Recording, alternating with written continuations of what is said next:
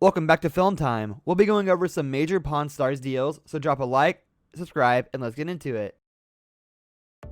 A vintage bookseller approached the Pawn Stars in hopes of selling an old Book of Mormon. The authenticity of this book was questioned as the seller was asking for $25,000, and reproducing old books isn't necessarily a hard thing to do. The value of the book was actually almost double the price the seller was initially asking for at $40,000. The history behind this book is pretty cool, as it was the last Book of Mormon that Mormon prophet Joseph Smith ever printed, so they sold it on a price of $24,000. Brought for you a book, the Book of Mormon. Is it the play or the book? It's definitely the book. It's even harder to get this than tickets to the play. Oh, that must be really difficult then. The Book of Mormon is not just a book of theology. It's really a book that talks about the American experience. This is the 5th edition, and this was the last one that was actually printed in Joseph Smith's lifetime.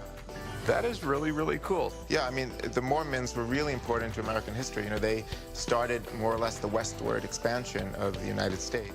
It should come as no surprise that pure silver is quite an expensive product. This metal is used for many different purposes, including cars, jewelry, and electronic components. This metal is always in demand, so when a guy turns up at your pawn shop with 200 pounds of the stuff, how could you deny it? A man named Jeff entered the Bricks pawn shop carrying the silver in a cart, but little did Rick know that this would be one of the biggest purchases in Pawn Stars history. Rick settled on a price of a ludicrous $111,000 for the metal, and I'm sure this made Jeff an incredibly happy man. What do we got here? A whole lot of silver. Let me help you out real quick.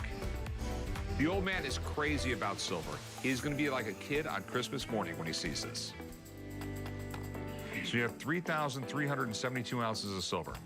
He bought right at the bottom of the market.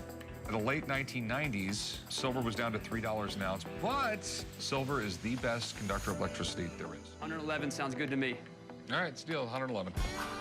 I'm really glad my dad taught me to invest, because today I'm walking out with over $100,000. I'm gonna take one of these, Rick. No, you're not. Now what's better than silver? Well, I'm sure that's obvious, right? The Pawn Stars were delightfully surprised when a man walked into the pawn shop with a gold bar. This wasn't some regular gold bar either. This piece of gold was salvaged from a cargo named San Esteban, a cargo ship that was wrecked in a storm while approaching Padre Island in 1554. The seller found this piece of gold while going through his grandfather's attic. Talk about striking gold quite literally. This is a fantastic find, not only because it's gold, but also because it's centuries old and a physical piece of history. The gold bar was initially priced at $24,000, but shortly increased in price when a shipwreck expert was called and the piece was sold for a hefty $35,000. Right here. I got a gold bar I want you to look at. What do you think, Pops? It's gold.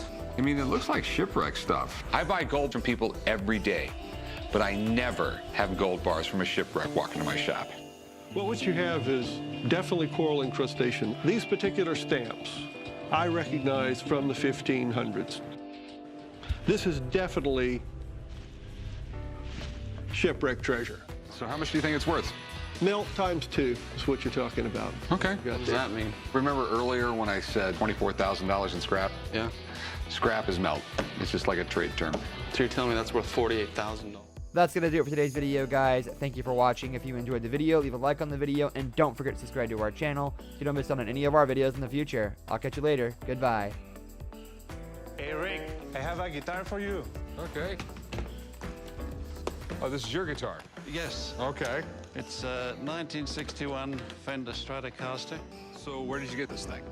This guitar's been with me for years. I've worked on records with Nancy Sinatra and Petula Clark, Tom Jones. It's not unusual.